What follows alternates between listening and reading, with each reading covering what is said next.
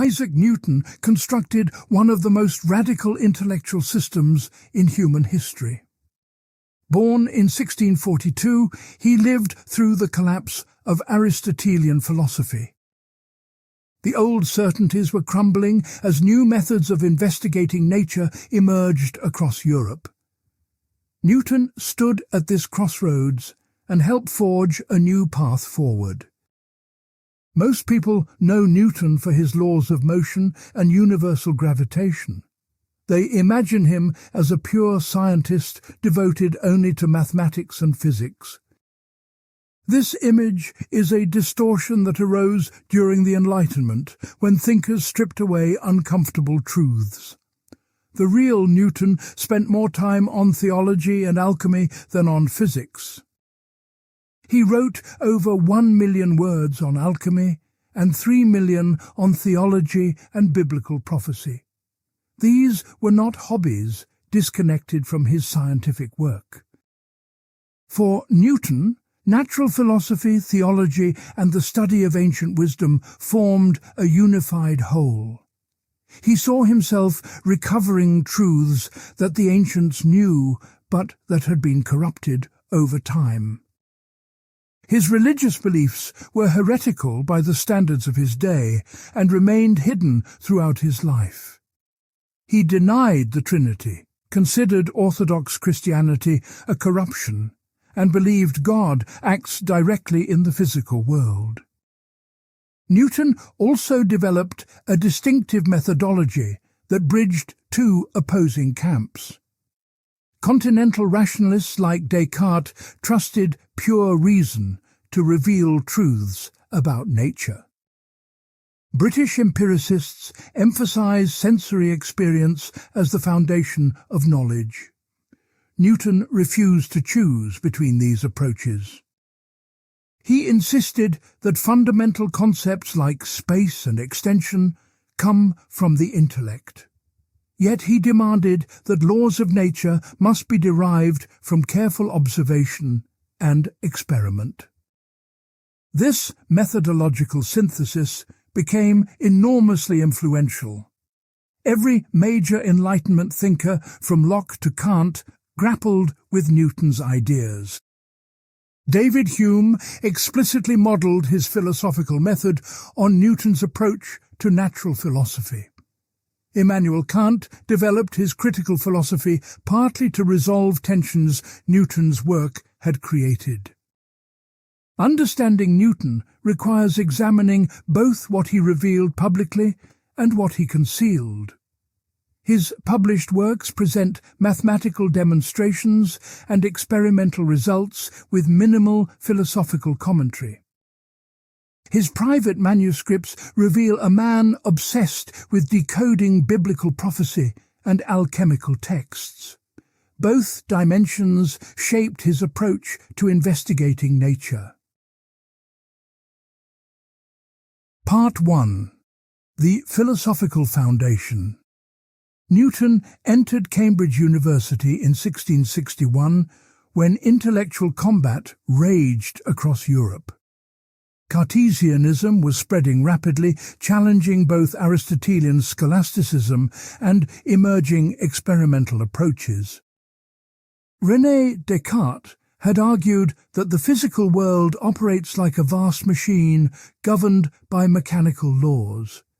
He rejected action at a distance and insisted that matter could only affect neighbouring matter through direct contact. Descartes believed space was nothing more than the extension of bodies filling it completely. His universe contained no void, only matter pushing against other matter in vast whirlpools called vortices. This mechanical philosophy appealed to many because it seemed to eliminate mysterious or occult forces from nature. But it troubled others who saw it reducing God's role to merely starting the cosmic machine. Newton encountered these debates early, and they shaped his entire intellectual development. He read Descartes intensively, but ultimately rejected nearly every major Cartesian doctrine. This rejection was not casual disagreement, but fundamental opposition extending to basic metaphysics. Where Descartes identified matter with extension, Newton insisted space exists independently of any material bodies. Newton's conception of absolute space became central to his entire system. He argued that space is not defined by relations between objects as Descartes claimed. Instead, space is a real thing existing on its own, whether any matter occupies it or not. This was radical because it made space into something almost divine in nature. Newton went further and identified space with God's presence throughout creation. In the general scholium added to the Principia's second edition, he wrote that God exists everywhere and always. By existing everywhere, God literally constitutes space itself through his eternal omnipresence. This was shocking to Cartesians and Leibnizians, who thought God existed beyond or outside the physical world. For Newton, saying God exists outside space was equivalent to saying God does not exist at all. Every entity must connect with space in some way, or it simply has no reality. This applied to minds, souls, and God himself just as much as to physical bodies. The idea horrified many contemporaries who saw it as blasphemously materializing the divine. Newton also rejected the Cartesian view of motion as merely relative to surrounding bodies. Descartes had argued that motion is just a body's changing relations with its immediate neighbours. This meant there was no fact about whether something truly moved or remained at rest. Everything depended on which frame of reference you adopted. Newton insisted this made physics impossible because it eliminated any stable foundation for laws of motion. He needed absolute motion and absolute space to formulate his dynamics properly. His famous rotating bucket experiment attempted to demonstrate that true rotation could be distinguished from mere apparent rotation. When water in a spinning bucket climbs up the sides, Newton argued, this reveals genuine rotation relative to space itself. Yet Newton faced a profound problem that he never fully resolved. Absolute space and time cannot be observed or measured directly in any experiment. We only ever experience relative motions and relative positions of observable bodies. Newton acknowledged this explicitly, noting that we lack direct empirical access to absolute quantities. His solution was to treat absolute space as a conceptual foundation, enabling physics to proceed. We use theory-mediated measurements to infer properties we cannot observe directly. Forces impressed upon bodies provide the key to distinguishing real from apparent accelerations.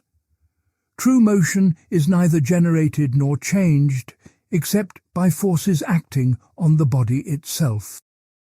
This created tensions that subsequent philosophers spent centuries trying to resolve. Newton claimed to be following experimental philosophy and deriving conclusions from phenomena alone. Yet his fundamental framework relied on metaphysical entities beyond all possible observation. Critics charged that he smuggled in precisely the kind of speculation he claimed to reject. The dispute with Gottfried Leibniz brought these issues to public attention. Leibniz developed relationalism, the view that space is nothing but relations among physical objects. Time, likewise, is nothing over and above the succession of events involving those objects. For Leibniz, absolute space was an incoherent notion that violated the principle of sufficient reason. Samuel Clarke defended Newton in a famous correspondence with Leibniz during 1715 and 1716. The debate ranged across physics, metaphysics, and theology, with neither side conceding ground. Both sides recognized that fundamental questions about God's relation to creation were at stake. This was not merely abstract philosophy, but touched the deepest questions about divine action.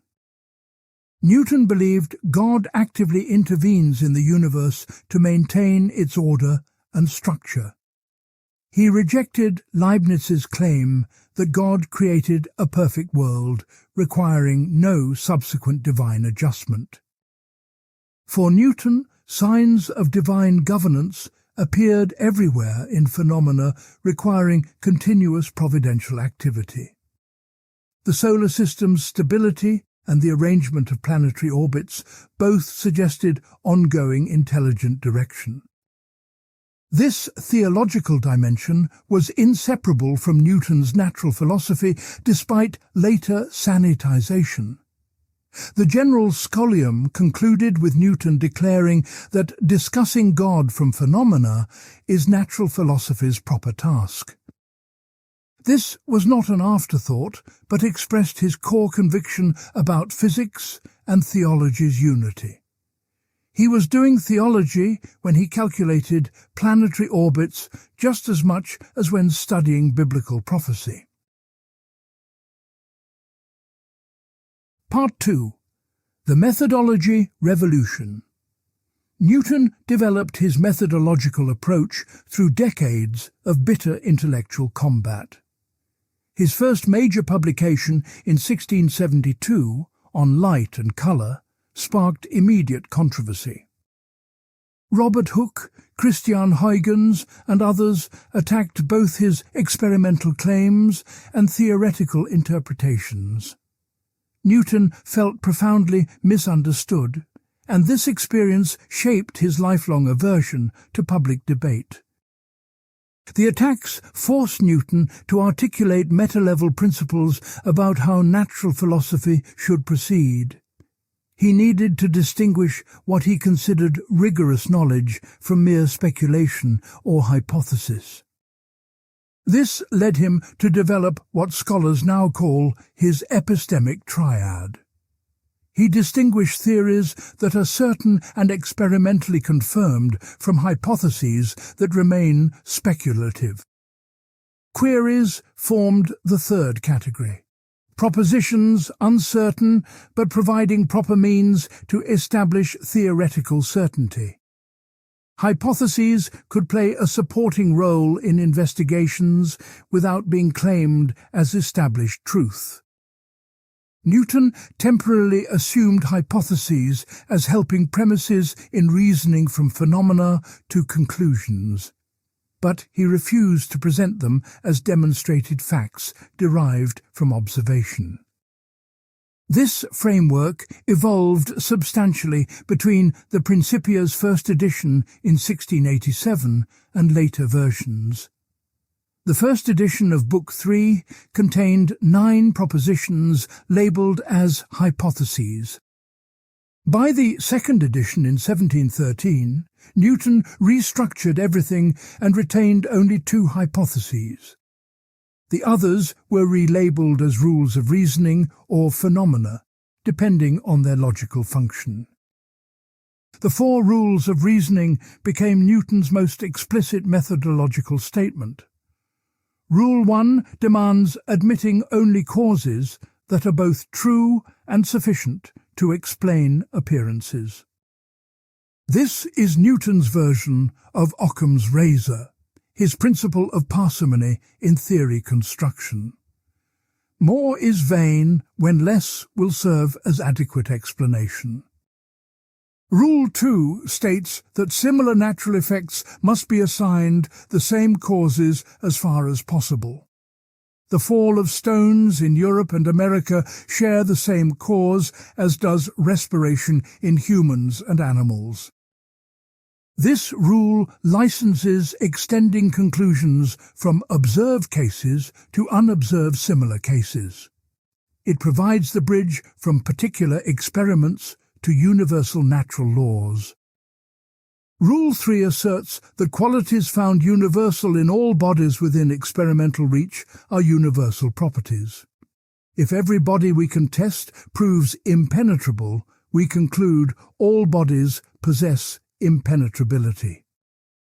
This rule justified treating gravity as a universal property of all matter everywhere. Newton had only tested terrestrial objects and celestial bodies visible from Earth. Rule 4 became the most controversial and philosophically rich of Newton's methodological principles. Propositions gathered from phenomena by induction should be regarded as exactly or very nearly true. They maintain this status until contrary phenomena appear that modify them or specify exceptions. This rule explicitly prioritizes propositions over hypotheses and experiment over speculation. The rule's key insight is that inductive propositions retain tentative certainty despite being potentially revisable. Newton recognized that perfect certainty lies beyond reach in natural philosophy. Yet he insisted we can achieve knowledge sufficient for practical and theoretical purposes. We should not let hypothetical possibilities nullify conclusions properly drawn from phenomena. To the second edition, Newton added the General Scholium, containing his most famous methodological declaration. After explaining that he could not deduce gravity's cause from phenomena, he wrote Hypotheses non Fingo. This Latin phrase means either I frame no hypotheses or I feign no hypotheses. The ambiguity proved fertile ground for centuries of scholarly debate.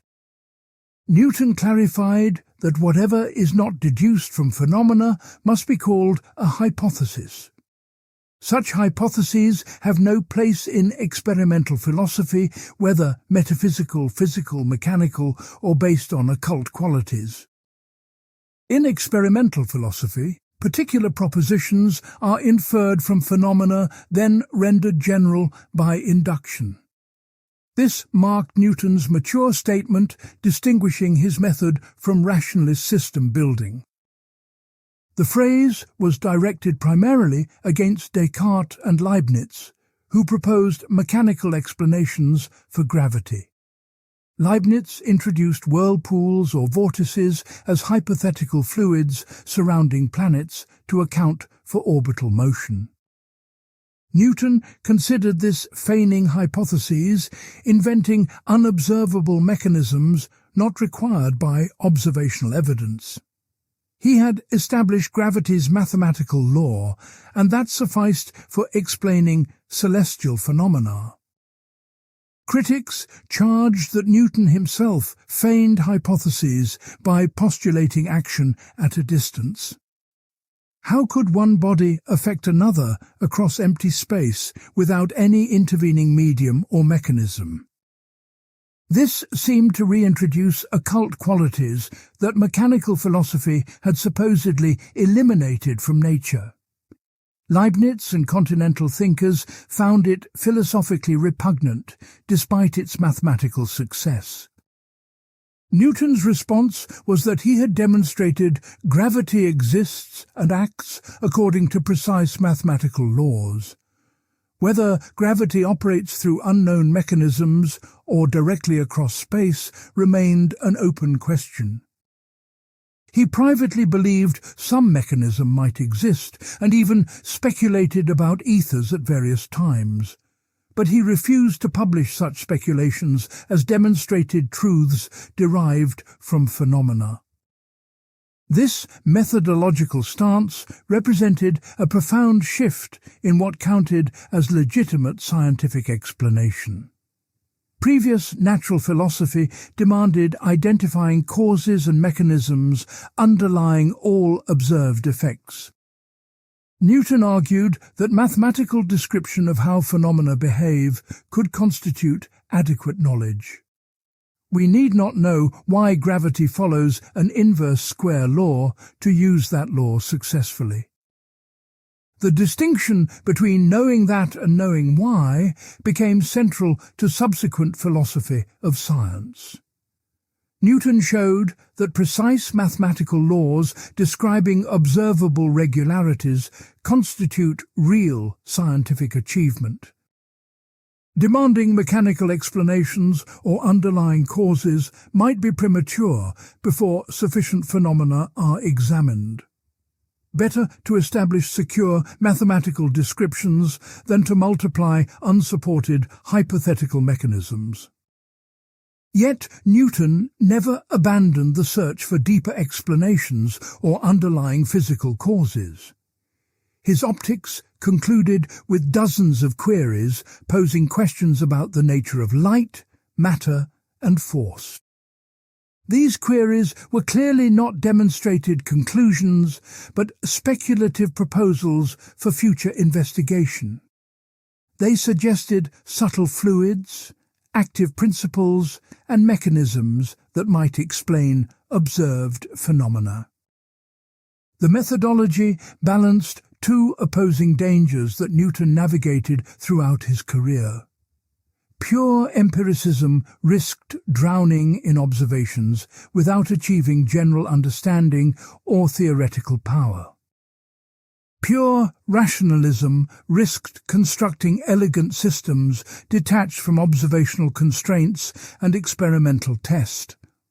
Newton's synthesis demanded mathematical rigor and deductive reasoning disciplined by empirical phenomena. His approach required extraordinary mathematical invention to handle the complexities of real observations. The Principia uses sophisticated geometric methods to derive conclusions from idealized situations. Then it shows how to account for deviations between ideal theory and actual measurements. Successive approximations increase model complexity to capture phenomena with greater accuracy. This iterative method of refinement became standard practice in mathematical physics. You start with simplified models, capturing essential features while ignoring complicating factors. After securing basic understanding, you systematically add complications and correct for disturbing influences. Newton demonstrated this approach throughout the Principia's development of celestial mechanics. The methodology also incorporated what we would now call error analysis and uncertainty quantification. Newton explicitly acknowledged that measurements contain errors and observations capture only approximations. He developed techniques for extracting reliable conclusions from imperfect data. This recognition that certainty comes in degrees marked a mature understanding of empirical science. Newton's rules of reasoning influenced methodology for 2 centuries after his death. They shaped how scientists justified inductive inferences and extended conclusions beyond observed cases. David Hume's skeptical analysis of causation and induction took Newton's approach as its target. Immanuel Kant developed transcendental philosophy partly to explain how Newtonian science achieves synthetic knowledge. The Hypotheses non-Fingo declaration became a rallying cry for empiricist philosophy of science. 19th-century positivists invoked Newton as their patron saint, rejecting metaphysical speculation. This was deeply ironic, given Newton's private commitment to metaphysics, theology, and alchemy. The sanitized Newton of Enlightenment mythology bore little resemblance to the actual historical figure. Part 3. The Hidden Theology. Isaac Newton was a heretic who concealed his true beliefs throughout his entire adult life. He rejected the doctrine of the Trinity, the central dogma of institutional Christianity. He believed Orthodox Trinitarianism represented a catastrophic corruption of original Christianity. This corruption occurred during the 4th century following the Council of Nicaea in 325. Newton's theological investigations were as intensive and original as his work in mathematics.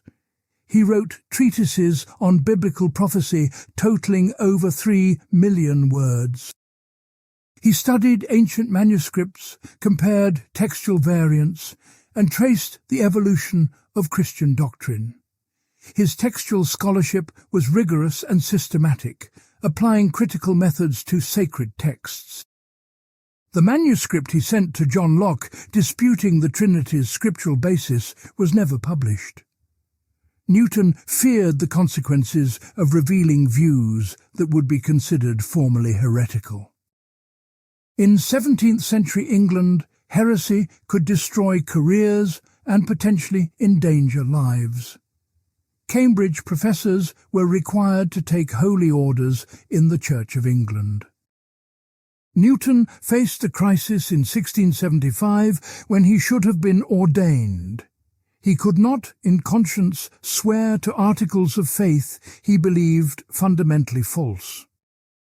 Isaac Barrow, his patron and predecessor as Lucasian professor, helped him obtain special dispensation. The statute requiring ordination was changed specifically to exempt the Lucasian chair.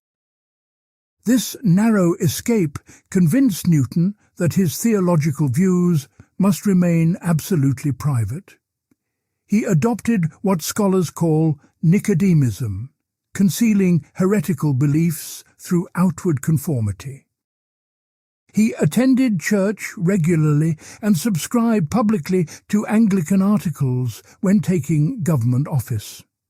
But these were strategic concessions protecting his ability to continue his work. Newton's heresy centered on his conviction that God is absolutely one, not 3 persons in one substance. Christ was the Son of God and the Messiah, but not co-equal or co-eternal with the Father. This made Newton an Arian, following the ancient theologian Arius, whose views Nicaea had condemned. Only the Father is the supreme God, existing from eternity and possessing ultimate divine authority. Newton's reasoning combined scriptural analysis with philosophical argument about the nature of divinity.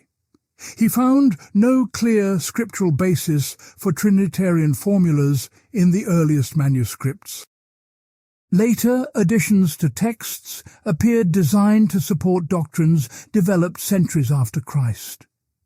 The famous Johannine comma in 1 John was a late interpolation absent from ancient sources. He also argued that the Trinity involved logical contradictions and philosophical incoherence. How could 3 distinct persons share one substance while remaining genuinely distinct?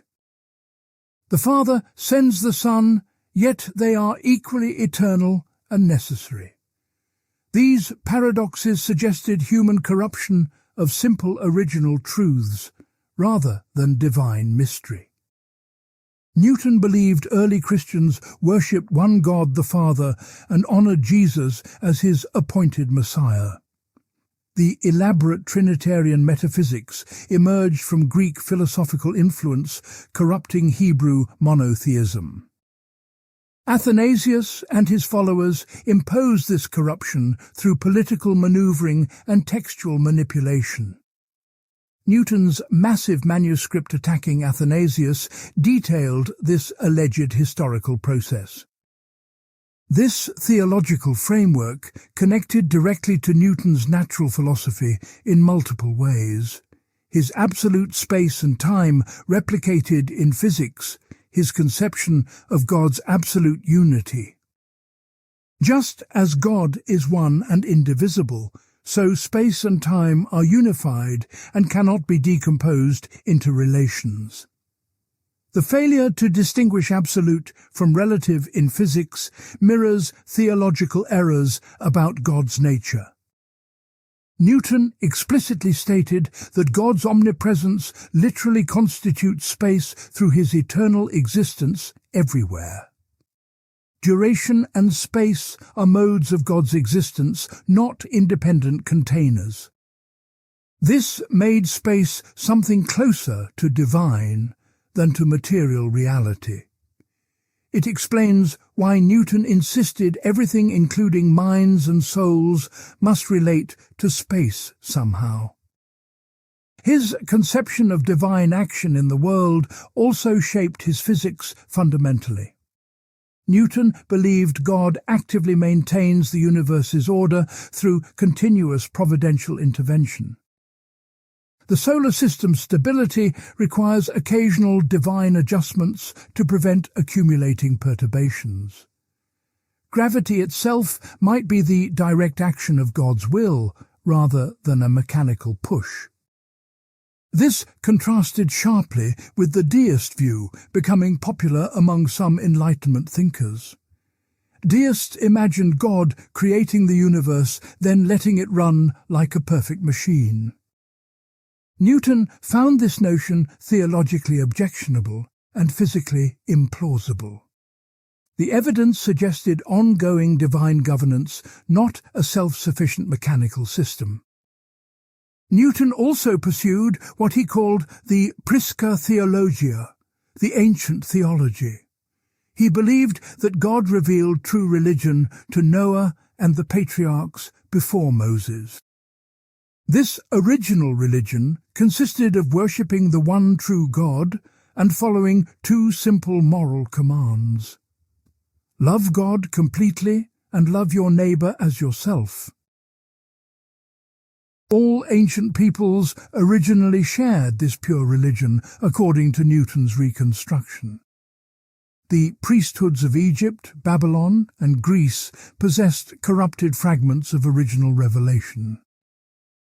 Pythagoras learned true wisdom during his travels and taught it to disciples in symbolic form.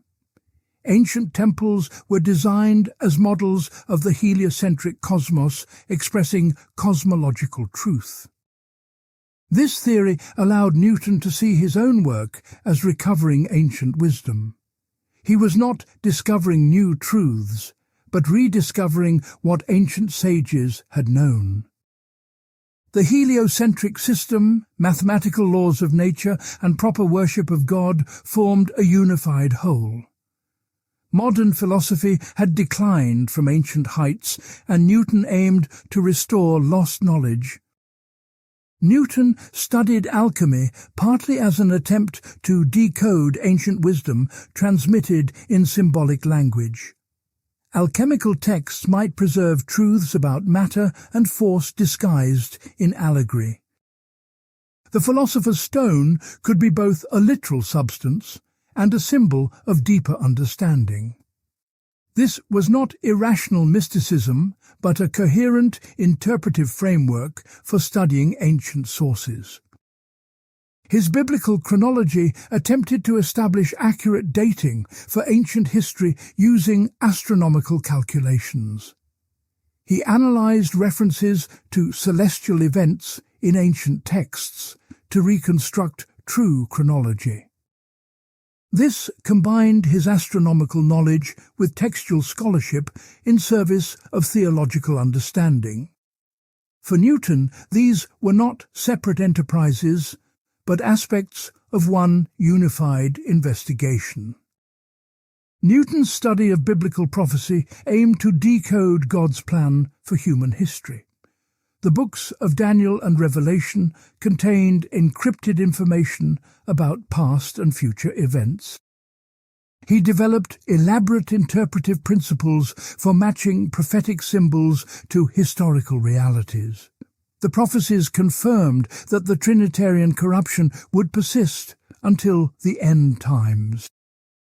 He calculated that the restoration of true religion would not occur until approximately 2060. This date came from applying the day-year principle to prophetic timelines in Daniel. The calculation assumed the corruption began when Charlemagne was crowned Holy Roman Emperor in 800. Newton saw himself living in the midst of the long prophesied apostasy. The emotional energy Newton invested in theological research was as intense as his scientific work. These were not casual hobbies pursued in spare moments between real investigations. Theology and natural philosophy competed for his attention throughout his career.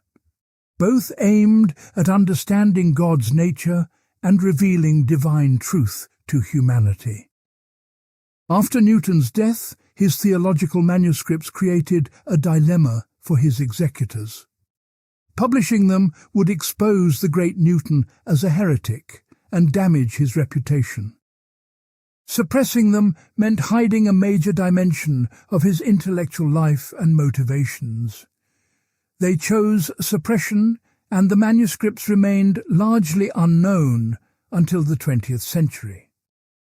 When Newton's theological views finally became public knowledge, scholars struggled to integrate them. How could the founder of modern science hold such apparently irrational religious beliefs? This revealed modern assumptions about science and religion needing to be separate and opposed. For Newton, they form parts of a seamless quest for truth about God and creation. Part 4. The Optical Wars. Newton bought his first glass prism in 1666 while still a student.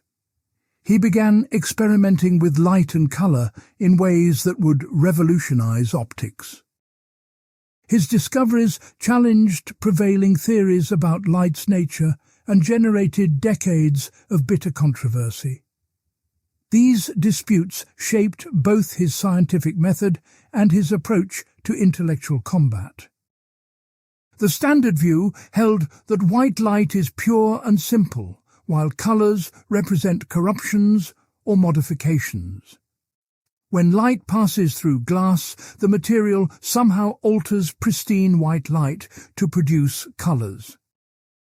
The colour spectrum seen through prisms resulted from the glass degrading or corrupting the light. This meant that passing light through more glass should increase the corruption. Newton's experiments demolished this theory with elegant simplicity. He passed white sunlight through one prism, which separated it into the familiar rainbow spectrum. Then he passed the coloured spectrum through a second prism, positioned to reverse the effect.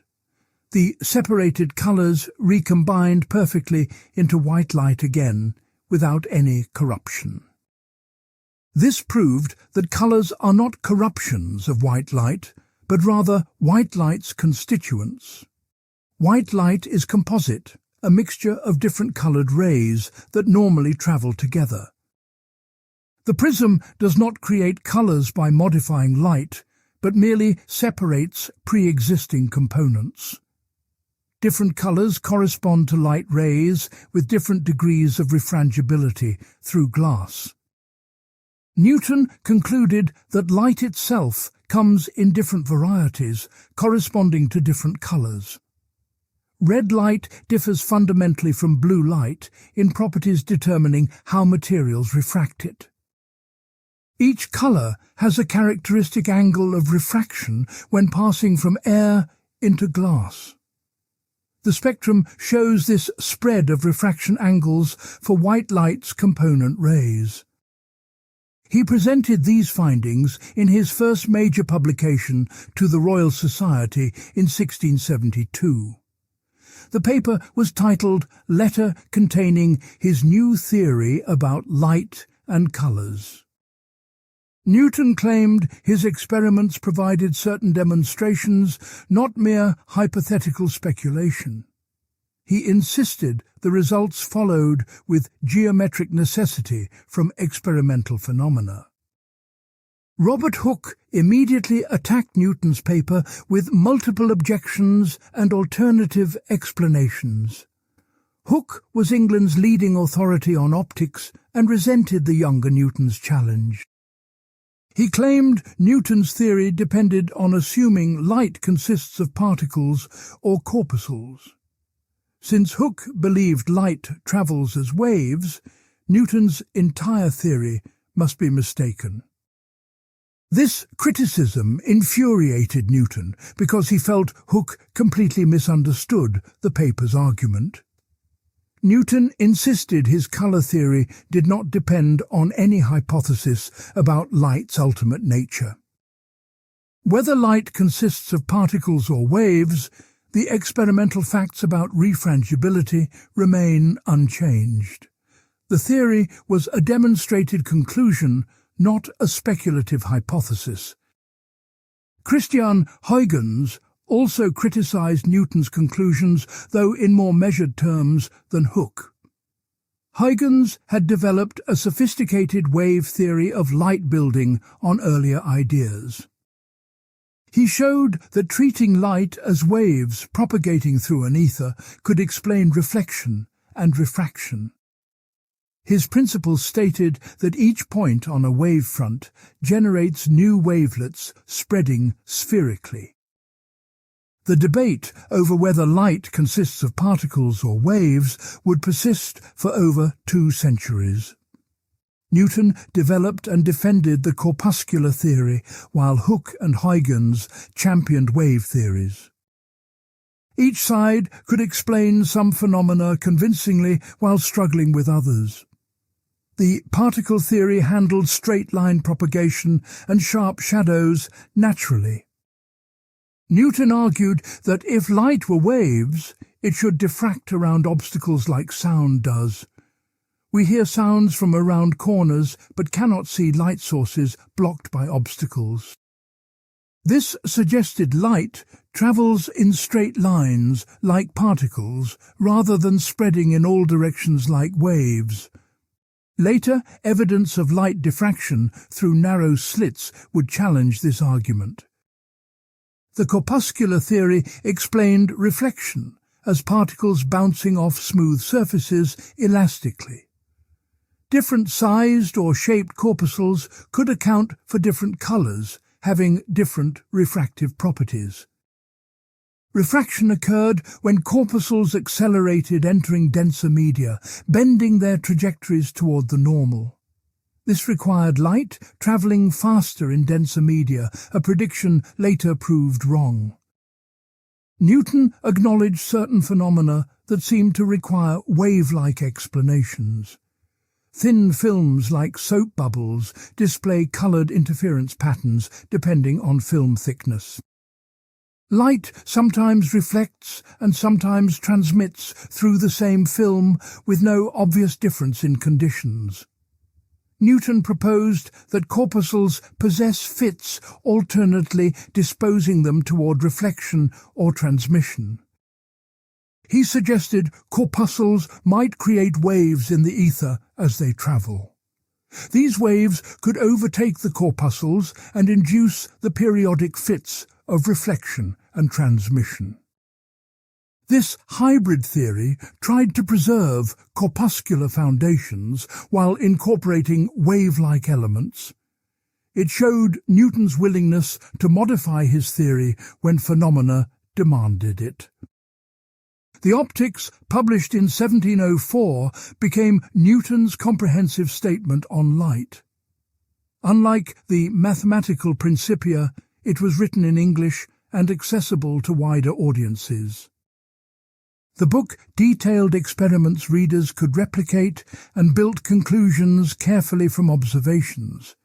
It included extended queries, posing questions and suggesting explanations for further investigation. Newton used the queries to speculate more freely than the Principia's austere style permitted. He asked whether light corpuscles might have different sizes, corresponding to different colours.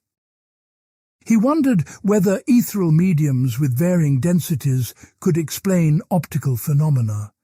These were clearly not demonstrated conclusions, but proposals for future natural philosophy. The optics influenced subsequent science differently than the Principia, despite its less mathematical character. It provided a model for experimental investigation, combining careful observation with theoretical interpretation. The queries showed how to pose productive questions, guiding research without premature dogmatic claims. David Hume explicitly modelled his philosophical method on the optics approach.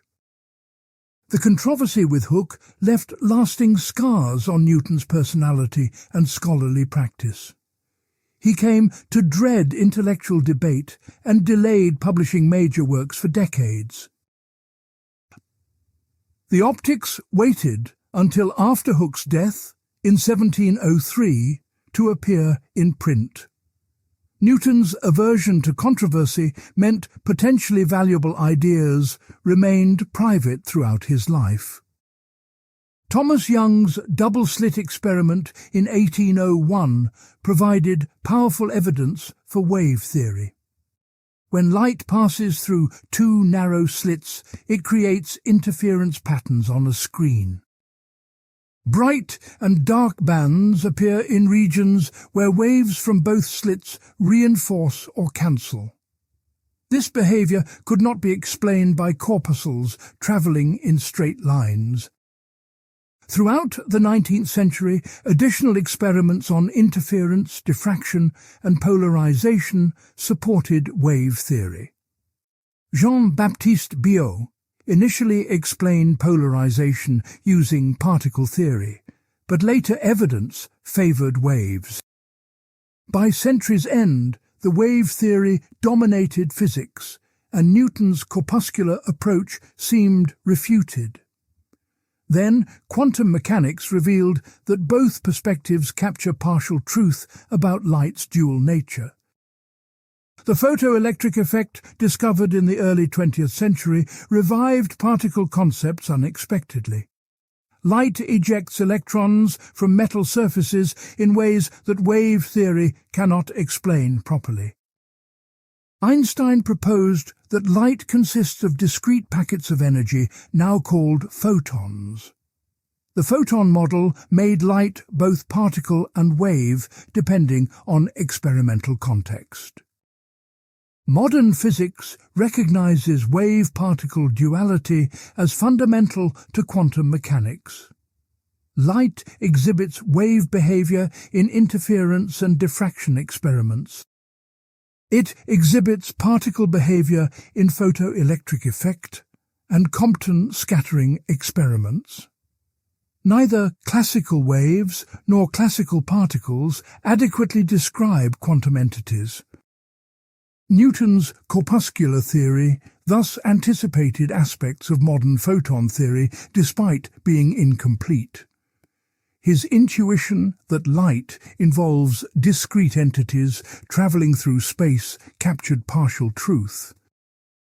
The debate between Newton and Huygens could not be resolved within classical physics.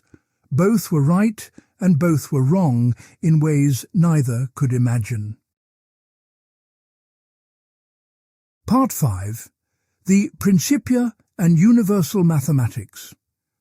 The Mathematical Principles of Natural Philosophy, published in 1687, became the most influential scientific work ever written. Newton presented a mathematical system unifying terrestrial and celestial mechanics under common laws. He showed that the same force causing apples to fall makes planets orbit the sun.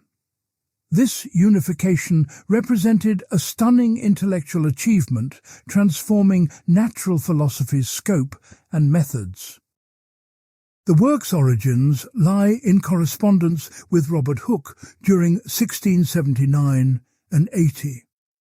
Hooke claimed to have discovered that planetary motion results from two component forces. A tangential motion continues by inertia while central force pulls the planet toward the Sun. The orbit results from combining these two motions according to precise mathematical laws. Hooke proposed that the central force decreases with the inverse square of distance from the Sun. This inverse square law matched what Christopher Wren and Edmund Halley also suspected. But none of them could derive Kepler's empirical laws of planetary motion from this force law. The mathematical demonstration required techniques and insights they lacked. Newton had actually worked out much of this mathematics years earlier, but had not published it. In 1684, Halley visited Newton and asked whether inverse square force produces elliptical orbits. Newton replied immediately that it does, and that he had calculated this already. He could not find his earlier papers, but promised to work through the demonstration again. This query sparked Newton's most intensive creative period, producing the Principia in under 2 years. The project expanded far beyond the original question into a comprehensive mathematical treatment of motion.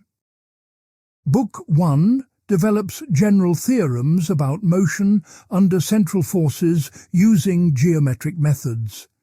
Book 2 analyzes motion through resisting media and critiques Cartesian vortex theories. Book 3 applies the mathematics to our actual solar system, deriving planetary motions from empirical data. This was the truly revolutionary achievement linking abstract mathematics to observed celestial phenomena. Newton showed how to infer universal gravitation's existence and mathematical form from Kepler's laws. He then predicted corrections to Kepler's idealizations from planets' mutual gravitational interactions. The Principia opens with definitions of fundamental concepts like mass, momentum, and force. These definitions gave precise mathematical meanings to terms previously used ambiguously in natural philosophy. The famous scholium on absolute space and time follows, establishing Newton's metaphysical foundations. Then come the 3 laws of motion, forming the logical basis for all subsequent arguments. Newton's first law states that bodies persist in rest or uniform motion unless forces act upon them. This principle of inertia was not original to Newton, but derived from Descartes and Galileo.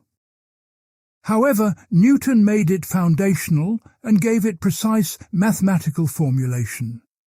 Inertia explains why planets continue moving without perpetually requiring force to sustain motion. The second law states that change of motion is proportional to impressed force and occurs in that force's direction. This gave the crucial quantitative connection between force and resulting acceleration. Modern physics writes this as force equals mass times acceleration. Newton expressed it geometrically in terms of momentum changes over infinitesimal time intervals.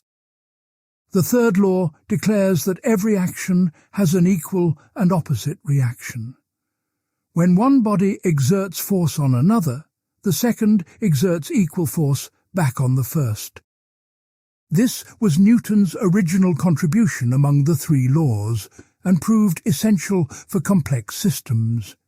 It ensures that internal forces within a system cancel, preserving total momentum. From these foundations, Newton derived a vast array of theorems using geometric methods. He proved that inverse square central force produces elliptical orbits with force center at one focus. He showed how orbital period relates to distance following Kepler's third law exactly. These results vindicated Kepler's empirical laws by deriving them from fundamental principles. Book 3, titled The System of the World, applied abstract mathematics to real astronomical observations. Newton began with 6 phenomena describing regularities in planetary and lunar motions. Then he applied his rules of reasoning to infer universal gravitation from these observed patterns. The argument combined rigorous mathematics with careful attention to empirical constraints. Newton showed that the Moon's centripetal acceleration equals the gravitational acceleration at Earth's surface. When he calculated the force needed to maintain the Moon's orbit, it matched terrestrial gravity. This verified that the same force operates on Earth and in the heavens. The ancient distinction between terrestrial and celestial realms collapsed into one unified physics. He then demonstrated that all planets and their satellites obey the same inverse square law. Jupiter's moons, Saturn's moons, and the Sun's planets all follow identical mathematical patterns. This universality suggested one force pervading all space, governing all celestial motions. Newton called this force gravitation and showed it acts proportional to masses involved.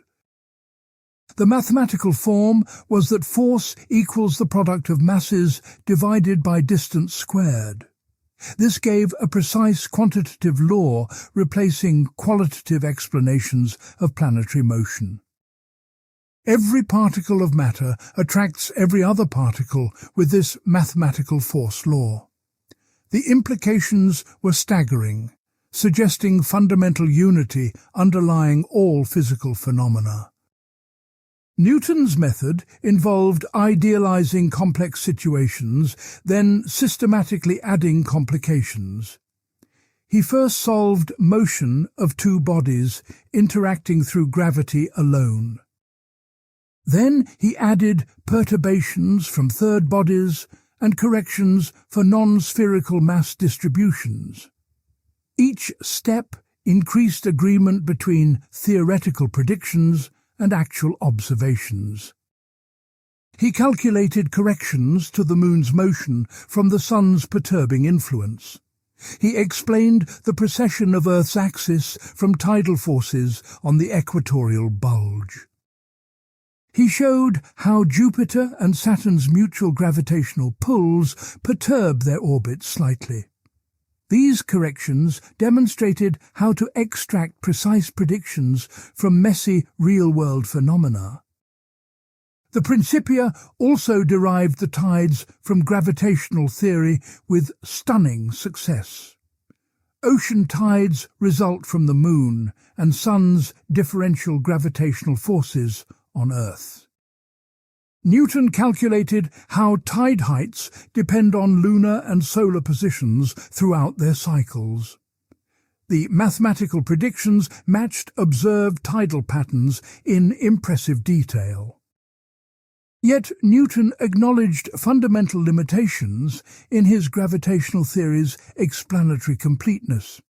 He had established that gravity exists and acts according to precise mathematical laws. But he could not explain how gravity operates or what mechanism transmits force across empty space. Action at a distance without physical contact seemed philosophically problematic or even occult. Critics, especially on the continent, attacked this aspect as abandoning mechanical philosophy's standards. Descartes and Leibniz insisted that matter affects other matter only through direct physical contact. Gravitational attraction across vacuum violated this mechanical principle, returning to Aristotelian occult qualities. Newton's followers struggled to defend against these philosophical objections. Newton's response was that mathematical description of how gravity operates suffices for natural philosophy. It is enough that gravity really exists and acts according to discovered laws. These laws explain and predict an enormous range of phenomena with quantitative precision. Demanding mechanical explanations might be premature before fully exploring mathematical consequences. He hinted that gravity might result from differential ether pressure or other physical mechanisms, but he refused to publish mere speculations as demonstrated truths.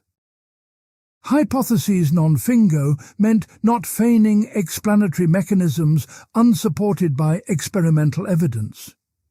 The mathematical force law had secure empirical foundation, while mechanical explanations remained uncertain.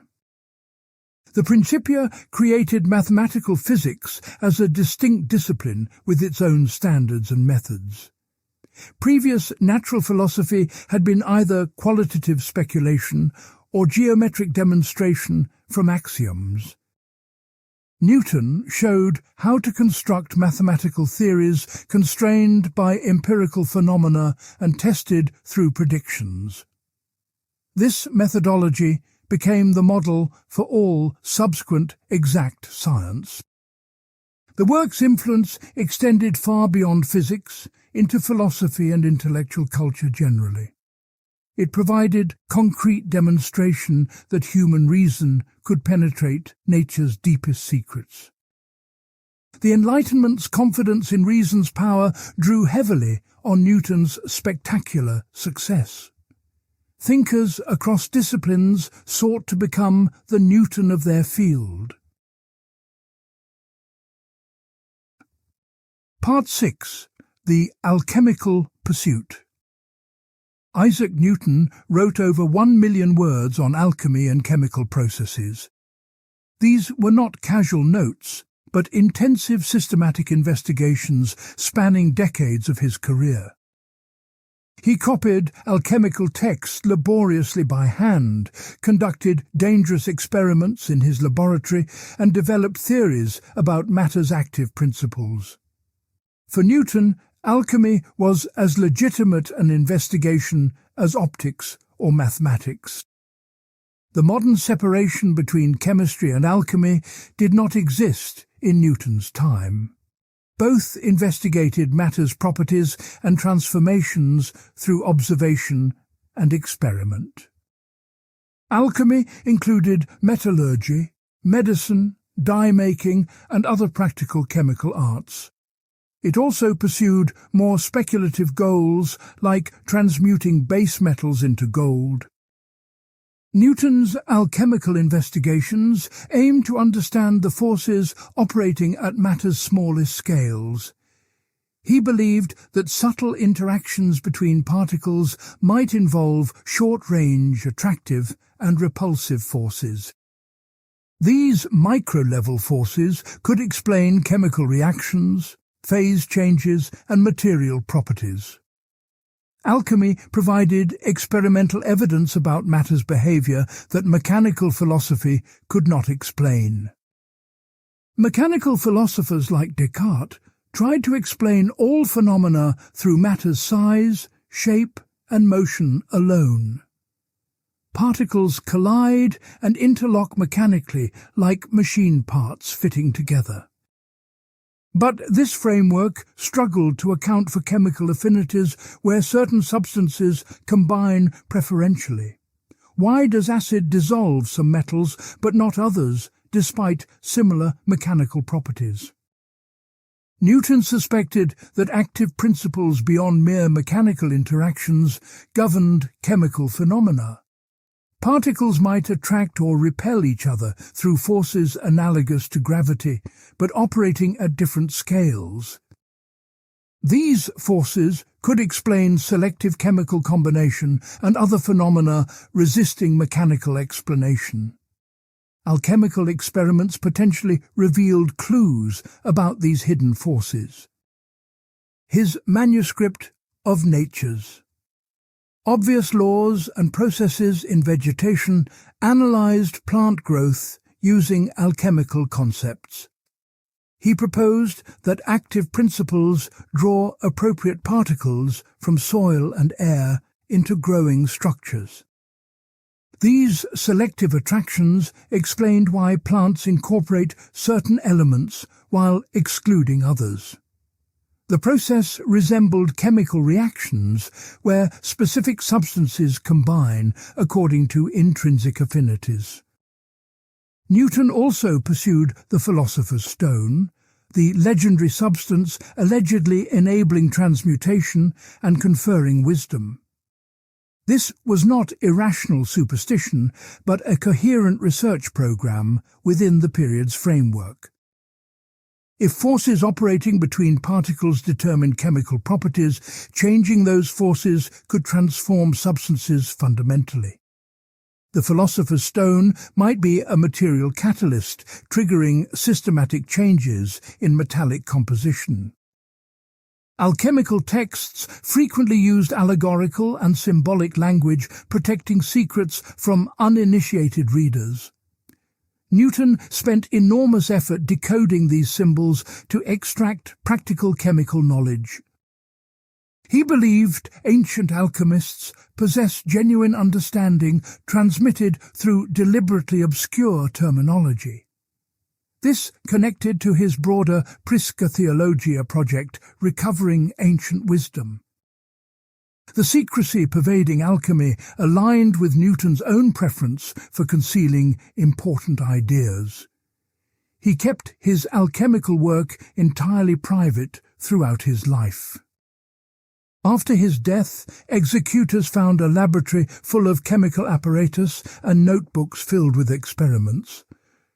These revealed an intensive practical program complementing his mathematical natural philosophy. Newton's interest in active principles connected his alchemy to his physics in fundamental ways. Gravity itself might be an active principle rather than purely mechanical collision. Matter might possess inherent tendencies towards certain motions beyond mere inertia. These ideas contradicted mechanical philosophy's program of explaining everything through passive matter and contact forces. The final query, added to later optics editions, expressed these speculations most clearly. Newton asked whether particles of matter possess forces enabling them to attract at small distances. These short-range forces could explain chemical reactions, surface tension, capillary action, and other phenomena. The hierarchy of forces at different scales unified chemistry and physics under common principles. He suggested that nature operates through mutual attractions and repulsions among smallest particles. These forces vary with distance following mathematical laws, perhaps analogous to gravity. Chemical affinity, heat, electricity and magnetism might all involve particle-level forces. This vision anticipated later physics, which did unify forces under mathematical field theories. Newton's experimental work in alchemy was methodologically continuous with his optical experiments. Both involved careful observation, controlled manipulation of variables, and systematic record-keeping. He approached alchemical substances with the same empirical rigor he brought to prisms and lenses.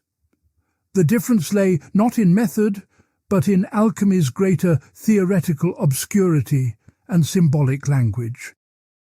Some scholars argue Newton's alchemical work influenced his conception of gravitational force directly. Learning that matter possesses active principles from chemistry could have suggested non-mechanical forces in physics. The philosopher's stone represented matter in its most active, powerful form. Gravitation likewise represented active power pervading all matter universally. Other scholars emphasize discontinuities between Newton's public physics and private alchemy. The Principia's austere mathematical style gives no hint of alchemical concerns or terminology. Newton deliberately excluded alchemical speculations from his published natural philosophy. He maintained strict separation between secure mathematical demonstrations and uncertain chemical theories. Both perspectives capture partial truth about Newton's complex intellectual practice. His mind moved fluidly between mathematical mechanics, optical experiments, chemical operations, and theological studies. He saw connections and analogies where later generations saw separate, unrelated disciplines. The unity existed in Newton's thinking even when not explicit in published texts. The alchemical work remained largely unknown until the 20th century, when manuscripts became accessible. This discovery revolutionized Newton's scholarship by revealing dimensions completely absent from standard histories. The rational, mechanical Newton of Enlightenment mythology gave way to a more complex historical figure. He pursued multiple paths toward understanding nature and divinity simultaneously. Modern chemistry vindicated some alchemical intuitions while rejecting others entirely. Transmutation is possible through nuclear reactions, though not via philosopher's stone. Chemical reactions do involve forces between atoms, though not mechanical collisions alone. Newton's suspicion that active principles govern matter contained genuine insight. His experimental technique influenced subsequent chemistry despite theoretical framework's ultimate failure. Careful, systematic experimentation with detailed record-keeping became standard practice. The search for quantitative laws governing chemical reactions followed Newton's mathematical approach. Later, chemists separated his valid methodology from his invalid theory. Part 7. The Ancient Wisdom Project. Newton believed that ancient civilizations possessed profound knowledge about nature and God that had been lost or corrupted. This was not romantic nostalgia, but a systematic, interpretive framework shaping his entire intellectual program. He spent decades studying ancient texts, comparing mythologies and reconstructing what he called the Principia Theologia. The ancient theology represented original truths God revealed to Noah and the earliest patriarchs. This framework emerged from Renaissance traditions that Newton inherited and transformed. Scholars like Marsilio Ficino and Giovanni Pico della Mirandola had argued that pagan philosophers possessed partial divine knowledge. They traced connections between Plato, Pythagoras, Hermes Trismegistus, and biblical revelation. Newton adopted this approach but made it more empirically grounded and historically critical. He believed the original religion consisted of two simple commandments that Christ later reaffirmed. Love God with complete devotion, and love your neighbor as yourself. This pure monotheism descended through Noah, Abraham, Isaac, Jacob, and Moses to the Israelites. But other nations corrupted the original religion into idolatry while preserving fragments of truth. Newton's massive manuscript Theologiae Gentilis Originis Philosophicae reconstructed how this corruption occurred. Ancient priesthoods transformed worship of the one true God into elaborate polytheistic systems. Yet traces of original monotheism persisted in philosophical schools and mystery religions. Pythagoras had learned authentic wisdom during travels in Egypt and Babylon. The Pythagorean system particularly fascinated Newton as encoding genuine natural philosophy in symbolic form. Pythagoras supposedly taught that Earth moves around a central fire representing the sun. This heliocentric cosmology anticipated Copernicus by 2,000 years, according to Newton's interpretation. Ancient sages understood the true structure of the solar system. Newton analyzed ancient temple architecture as embodying cosmological knowledge deliberately.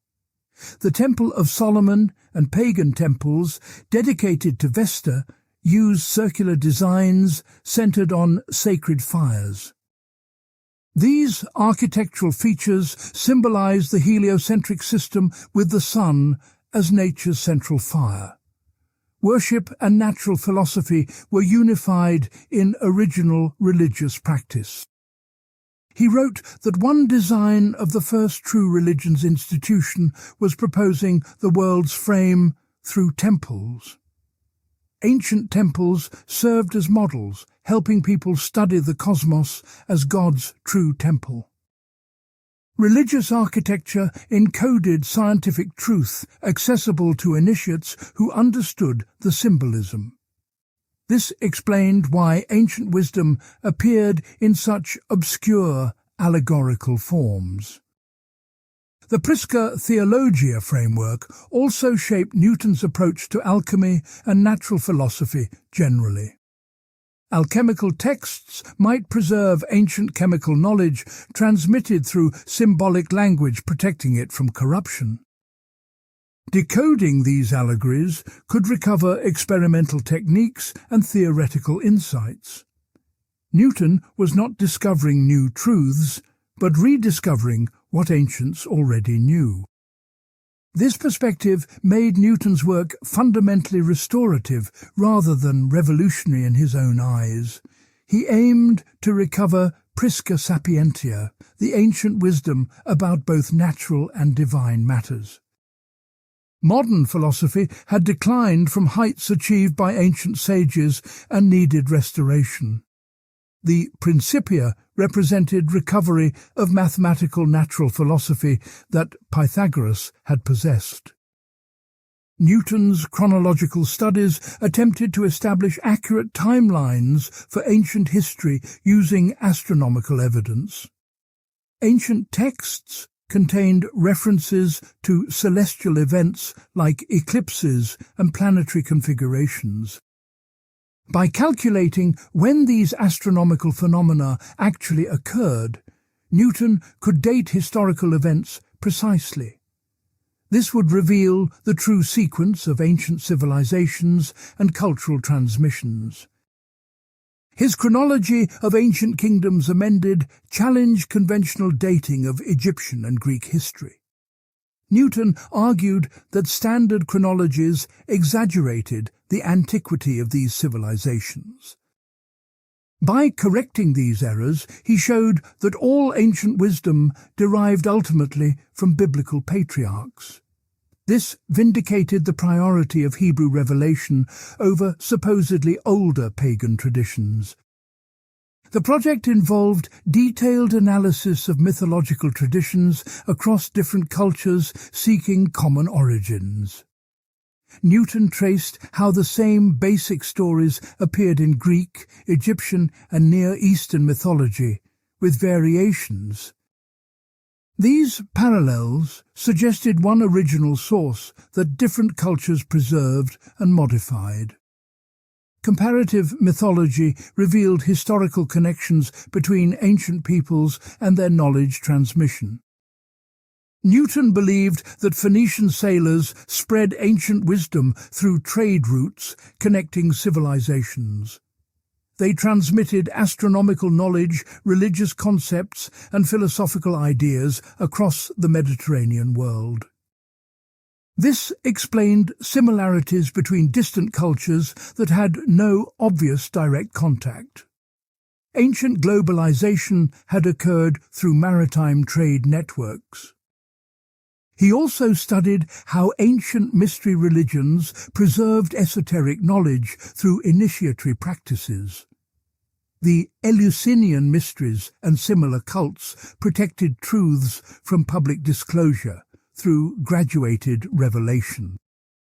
Initiates learned progressively deeper secrets as they advanced through ritual stages. This hierarchical knowledge system prevented corruption while maintaining authentic traditions. Newton's own practice of concealing important ideas reflected this ancient model. He believed that profound truths should not be cast before those unprepared to receive them properly. The Pythagorean style of hiding deeper meanings in seemingly simple statements became Newton's deliberate strategy. He wrote the general scholium to be understood only by adept readers who could discern hidden significance.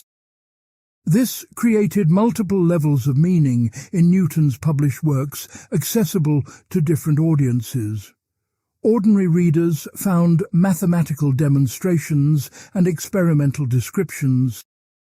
Initiated readers recognized theological implications and connections to ancient wisdom traditions.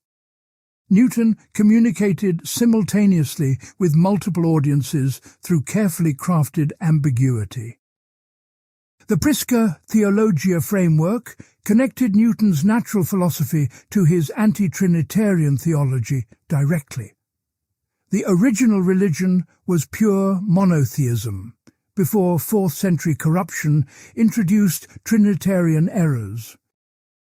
Similarly, the original natural philosophy understood mathematical laws and heliocentric cosmos before medieval decline. Both needed restoration to their pristine forms through critical scholarship and empirical investigation.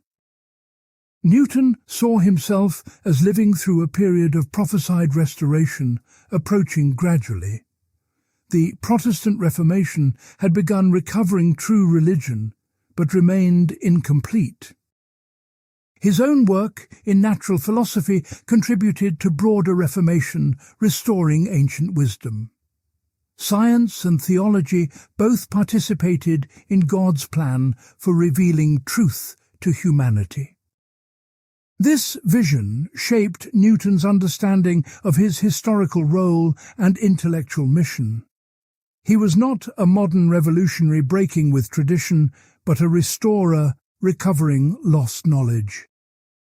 The ancients had known essential truths that subsequent generations corrupted or forgot. Newton's task was recovering and purifying this wisdom for transmission to future generations. Modern scholars debate how seriously to take Newton's Principia Theologia framework. Some view it as peripheral hobby disconnected from his serious scientific work.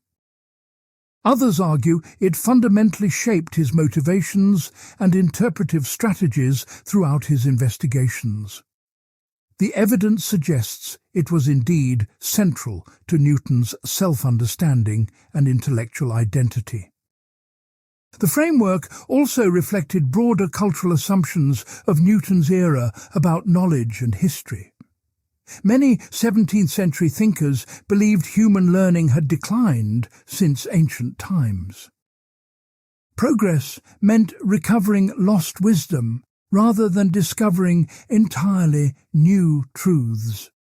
Newton's Principia Theologia was an intellectually respectable position within his context. Yet Newton pursued this project with unusual intensity and systematic rigour compared to contemporaries. His chronological calculations and mythological comparisons went far beyond casual antiquarian interest. He devoted decades to reconstructing ancient wisdom traditions with the same energy he brought to physics. This was core business, not peripheral curiosity for Newton. Part 8. Impact and Legacy. Newton's ideas transformed philosophy as profoundly as they revolutionized physics and mathematics. Every major Enlightenment thinker from the 1700s grappled with implications of his work. His methodology, metaphysics, and mathematical achievements set agendas for philosophy throughout the 18th century. Understanding this period requires recognizing Newton's philosophical centrality, not just his scientific importance. John Locke knew Newton personally, and their philosophical positions influenced each other significantly. Locke's empiricism emphasized sensory experience as knowledge's foundation, rejecting Cartesian innate ideas. This aligned with Newton's experimental philosophy and skepticism toward purely rationalist metaphysics. Both insisted that careful observation must constrain theoretical speculation. Yet Locke also recognized limits to what sensory experience alone could establish about nature. He distinguished primary qualities like extension and motion from secondary qualities like color and taste. Primary qualities belong to objects themselves, while secondary qualities depend on perception. This framework tried to reconcile mathematical natural philosophy with empiricist epistemology. Newton influenced Locke's thinking about space, substance, and our knowledge of material reality. Locke struggled with whether space is substance, property, or pure relation. Newton's absolute space conception offered one solution, though Locke never fully endorsed it. Their correspondence reveals ongoing dialogue about fundamental metaphysical and epistemological questions. George Berkeley developed idealist philosophy partly in response to Newtonian mechanics and Lockean empiricism. Berkeley rejected material substance, entirely arguing that only minds and ideas exist. Physical objects are collections of sensory ideas perceived by minds. This radical move eliminated the gap between appearance and reality that troubled Locke. Berkeley also attacked Newton's absolute space and calculus on philosophical and mathematical grounds. He argued that absolute space existing independently of perception made no empirical sense. The calculus relied on incoherent notions of infinitesimal quantities that were neither something nor nothing. These critiques expose genuine tensions in Newton's foundations, though without displacing his system's success. David Hume pursued the most systematic attempt to apply Newtonian method to human nature and morality. His Treatise of Human Nature carried the subtitle, An Attempt to Introduce Experimental Method into Moral Subjects. Hume meant to do for psychology and ethics what Newton achieved for physics. This required finding empirical regularities in human mental life and inferring general principles explaining them. Hume's analysis of causation directly engaged Newton's methodology and its philosophical foundations. Newton claimed to deduce gravity's existence from phenomena using induction. But Hume argued that induction itself has no rational justification beyond custom and habit. We cannot demonstrate that unobserved cases will resemble observed ones. Causation reduces to constant conjunction of events in our experience according to Hume's radical analysis. We observe that certain types of events regularly follow others and form expectations accordingly. But we never perceive necessary connections between causes and effects directly.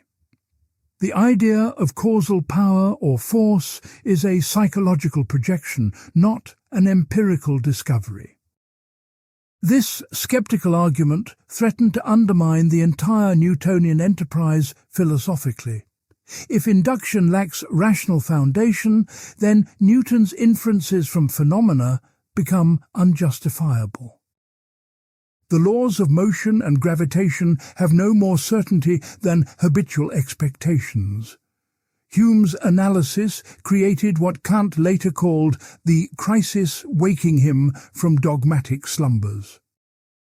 Yet Hume himself remained deeply impressed by Newton's achievement and did not intend to discredit it. He distinguished between practical certainty sufficient for life and science versus absolute philosophical certainty. Newton's method works effectively even if its ultimate justification remains philosophically obscure. We can use induction reliably while acknowledging we cannot fully explain why it succeeds. Continental philosophers engaged Newton's work differently than British empiricists. Voltaire became Newton's greatest popularizer in France during the 1730s and 40s. His Elements of Newton's philosophy presented the Principia and Optics for educated readers without advanced mathematics. Voltaire championed Newton as exemplifying reason's power against religious superstition and philosophical dogmatism. Émilie du Châtelet produced the definitive French translation of the Principia that remains standard today. She was a brilliant mathematician who understood Newton's work deeply, both technically and philosophically. Her commentary clarified difficult passages and connected Newtonian physics to Leibnizian metaphysics. Du Châtelet showed how to synthesize insights from competing philosophical traditions. The Leibniz-Clark correspondence from 1715 to 16 became philosophically crucial for subsequent debates. Leibniz attacked Newton's absolute space as violating the principle of sufficient reason. Samuel Clarke defended Newton while articulating connections between space, God's omnipresence, and divine action. The exchange crystallized fundamental disagreements between rationalist and empiricist approaches. These debates remained vital throughout the 18th century, influencing thinkers across Europe. They shaped Kant's development during the 1770s as he wrestled with space, time, and causation. Kant recognized that both rationalist metaphysics and empiricist skepticism faced fatal difficulties. Neither could adequately explain how Newtonian science achieves synthetic knowledge about nature. Kant's critical philosophy attempted to transcend the rationalist-empiricist dichotomy that Newton embodied uncomfortably. Space and time are neither objective features of things themselves nor merely empirical relations. Instead, they are pure forms of sensory intuition structuring all possible experience. This makes them both necessary and yet not features of reality, independent of human cognition. Kant argued that Newton's laws hold with necessity because they reflect how our minds must structure experience. Causation is not discovered empirically, as Hume claimed, nor deduced from pure reason, as rationalists held. Rather, causation is a category our understanding imposes, making objective experience possible at all. This explained both Newton's success and the limits of what physics can reveal about ultimate reality. The Kantian reinterpretation of Newton dominated German philosophy through the 19th century. It separated Newton's physics from his metaphysical commitments about absolute space and divine action. The mathematical laws could be retained while rejecting Newton's theological and metaphysical framework. This separation enabled the secular scientific worldview that emerged during the 1800s. Meanwhile, Practical science proceeded by extending Newton's methods to new domains. Lagrange and Laplace developed analytical mechanics, reformulating Newtonian physics with new mathematical techniques. They achieved spectacular successes predicting planetary motions with unprecedented precision. Laplace famously claimed that his celestial mechanics needed no hypothesis about God. This secularization inverted Newton's intentions completely, since he saw physics as revealing divine action. The Enlightenment appropriated Newton as patron saint of rational secular inquiry. They suppressed or ignored his theology, alchemy, and prophecy studies, focusing exclusively on mathematical physics.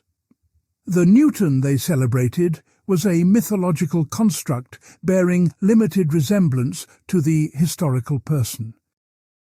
The 19th century saw Newton's mechanics extended to electromagnetism, thermodynamics, and statistical physics. Maxwell's equations governing electromagnetic fields followed Newtonian methods of mathematical generalization from experiments. The kinetic theory of gases applied Newtonian mechanics to molecular motion, explaining thermodynamic phenomena. Every successful physical theory adopted Newton's framework, combining mathematics with empirical constraint. Yet anomalies accumulated that Newtonian physics could not explain adequately. The orbit of Mercury showed discrepancies with gravitational predictions. The speed of light appeared constant in all reference frames, contradicting Newtonian relativity. Atomic phenomena required discontinuous energy levels impossible in classical mechanics. Einstein's relativity theories in 1905 and 1915 displaced Newtonian mechanics fundamentally. Space and time are not absolute, but relative to reference frames and interwoven into space-time. Gravity is not force, but space-time curvature caused by mass and energy. These revisions overturn Newton's basic framework while preserving his laws as excellent approximations. Quantum mechanics beginning in the 1920s undermined Newtonian determinism even more radically. Physical processes at atomic scales involve irreducible randomness, not just ignorance of initial conditions. Particles do not have definite positions, and momenta simultaneously contrary to classical assumptions. The mathematical framework of quantum theory bears little resemblance to Newtonian mechanics. Yet Newton's broader methodological legacy persisted through these revolutionary transformations. Physics still combines mathematical theory with experimental test following Newton's model. Laws are formulated as differential equations constraining possible behaviors. Theories succeed by making precise predictions that observation can confirm or falsify. Philosophy of science continues debating issues Newton's work raised about confirmation and theoretical underdetermination. How do observations constrain theory choice when multiple theories can fit the same data? What distinguishes legitimate scientific hypotheses from unfalsifiable metaphysical speculation? Newton's hypotheses, non-Fingo, remains relevant to contemporary debates about scientific realism and methodology. Part 9. The Contradictions and Limits. Newton's system contained profound tensions that he never fully resolved and that subsequent science exposed. His methodological declarations emphasized deriving conclusions from phenomena without feigning hypotheses. Yet his fundamental framework relied on metaphysical commitments about absolute space impossible to observe directly. This gap between empiricist rhetoric and rationalist practice troubled critics from the beginning. The absolute space doctrine was necessary for Newton's physics to work as he formulated it.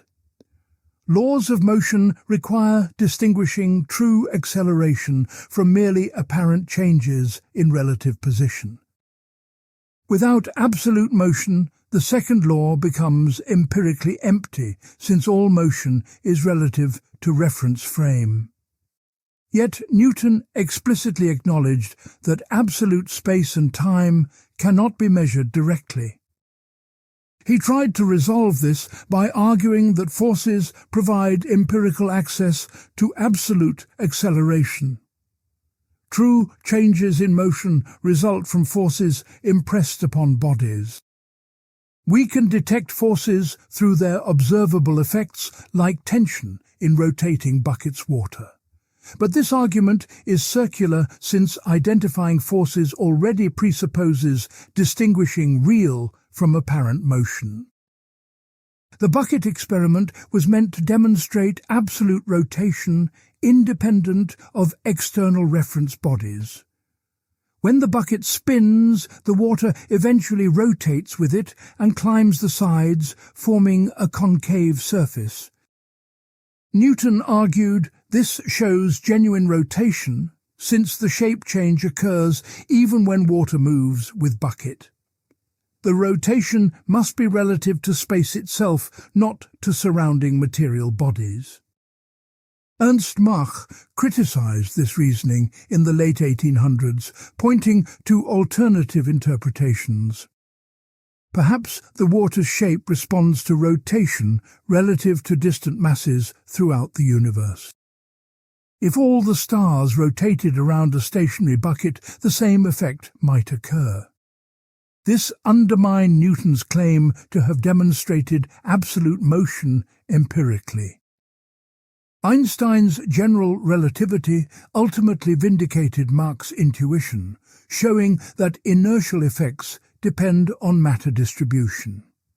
Mass curves space-time, and this curvature determines inertial reference frames locally. The distinction between inertial and non-inertial motion remains, but is dynamical, not absolute. Space does not exist independently with fixed structure determining what counts as acceleration. Newton's gravity theory faced the action at a distance problem that Cartesians and Leibnizians emphasized relentlessly. How can the Sun exert force on Earth across 93 million miles of empty space? Mechanical philosophy demanded contact between bodies for causal interaction. Gravitational attraction violated this principle, seeming to invoke occult sympathies medieval philosophy had abandoned. Newton recognized this difficulty, but insisted that mathematical demonstration of gravity's existence and law trumped mechanical scruples.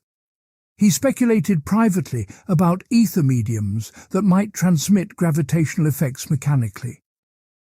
But he refused to publish such speculations, lacking experimental support. Better to acknowledge ignorance about mechanism than to feign explanations without empirical foundation. This methodological stance was philosophically bold, but left Newton vulnerable to charges of inconsistency. He demanded mechanical explanations from others while exempting his own central force from the requirement. Leibniz and Huygens argued that vortex theories at least propose mechanisms, even if details remained speculative. Newton's approach seemed to abandon the goal of genuine physical explanation entirely.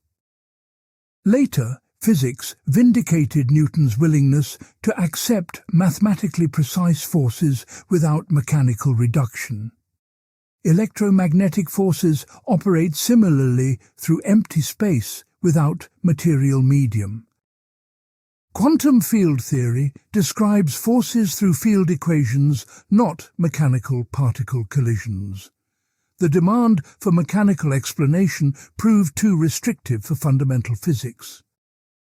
Yet modern forces differ fundamentally from Newtonian gravity in crucial ways that Newton could not anticipate. They propagate at finite speed, not instantaneously across all distances. Changes in source masses take time to affect distant bodies travelling at light speed through space-time.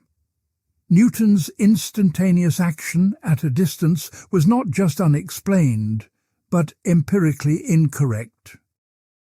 The corpuscular theory of light illustrates another major limitation in Newton's physics. He marshalled impressive arguments for light consisting of particles rather than waves. Light travels in straight lines, producing sharp shadows, unlike sound that diffracts around obstacles. Reflection resembles elastic collision of particles bouncing off surfaces. But Newton's theory could not adequately explain phenomena like colours in thin films. Why does light sometimes reflect and sometimes transmit through soap bubbles unpredictably? Newton proposed fits disposing corpuscles alternately toward reflection or transmission. These fits required wave-like properties grafted onto particle foundations awkwardly. Young's double-slit experiment in 1801 provided devastating evidence against corpuscular theory. Interference patterns with alternating bright and dark bands clearly demonstrated wave behavior. Particles travelling through two slits could not produce such patterns. By mid-1800s, wave theory dominated optics completely. Then the photoelectric effect, discovered around 1900, resurrected particle concepts unexpectedly. Light ejects electrons from metals in ways wave theory cannot explain properly. Einstein showed that treating light as discrete energy packets explained observations perfectly. The modern photon concept vindicated aspects of Newton's intuition, despite his theory being wrong. Wave-particle duality ultimately transcended both classical pictures, showing that neither particles nor waves adequately describe quantum entities. Light exhibits both wave and particle properties depending on experimental context. Newton and Huygens were both partially correct and both fundamentally wrong. Nature's behavior at quantum scales defies classical concepts entirely. Newton's methodology created tensions between inductive caution and theoretical boldness. He claimed to derive conclusions from phenomena using induction without hypothetical speculation. Yet universal gravitation extended far beyond observable evidence in dramatic theoretical leaps. He had only tested objects on Earth and visible celestial bodies. Extrapolating to all matter everywhere throughout infinite space involved enormous theoretical risks. Countless potential exceptions or limitations could exist beyond experimental reach. Newton's rule. 3 justified this universalization, but the rule itself was not derived from phenomena. It was a methodological principle assumed to make natural philosophy possible. David Hume's critique of induction exposed this vulnerability systematically. No amount of observed constant conjunction proves that future cases must resemble past ones necessarily. We cannot demonstrate inductively that induction works, since that argument begs the question. Newton's confident generalizations from limited evidence lacked the certainty he claimed. The problem of induction remains philosophically unsolved despite practical scientific success. We continue using inductive inference because it works, not because we can justify it rationally. Newton's methodology succeeded spectacularly, but its logical foundations remained insecure. This gap between practical success and philosophical justification persists in contemporary science. Newton's theological framework also created tensions with his public natural philosophy. He believed God acts continuously in the world, maintaining cosmic order through providential intervention. Yet his published physics treated nature as governed by mathematical laws operating mechanically. How divine action relates to natural law remained unresolved. If God must occasionally adjust planetary orbits to maintain stability, then natural laws alone do not suffice. This suggests the creation is imperfect, requiring divine correction, as Leibniz charged.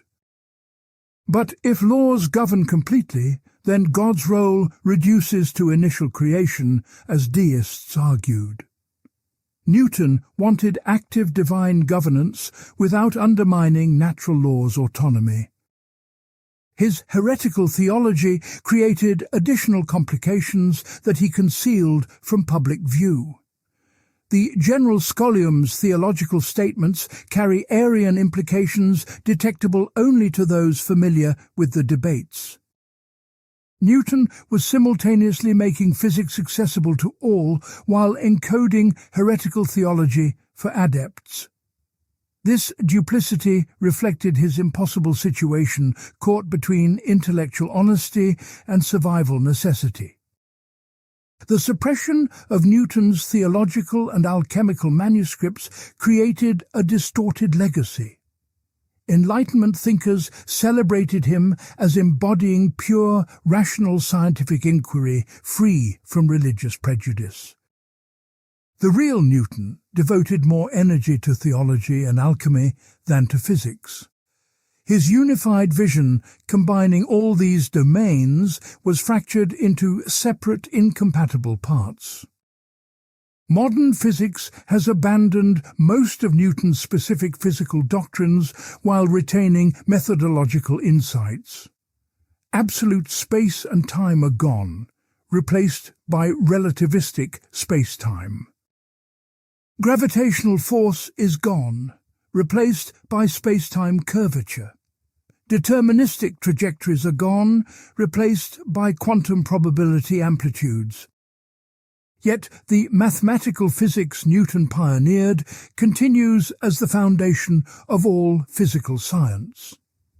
The idea that nature follows precise mathematical laws remains central despite revolutionary theory changes.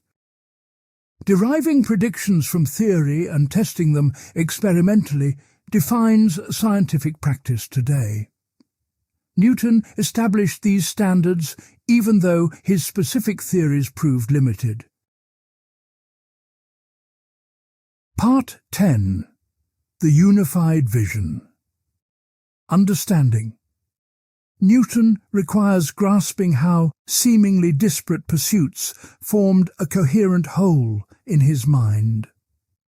Modern disciplinary boundaries between physics, theology, alchemy and history did not exist for him. All these investigations aimed at the same ultimate goal, revealing God's nature and will through creation. Natural philosophy, biblical exegesis and alchemical experiments were different methods pursuing unified truth. Newton believed that God left traces of divine wisdom in multiple books requiring different reading methods. The Book of Nature reveals God's power and intelligence through mathematical laws and orderly phenomena. The Book of Scripture reveals God's will and plan for humanity through prophetic and historical texts.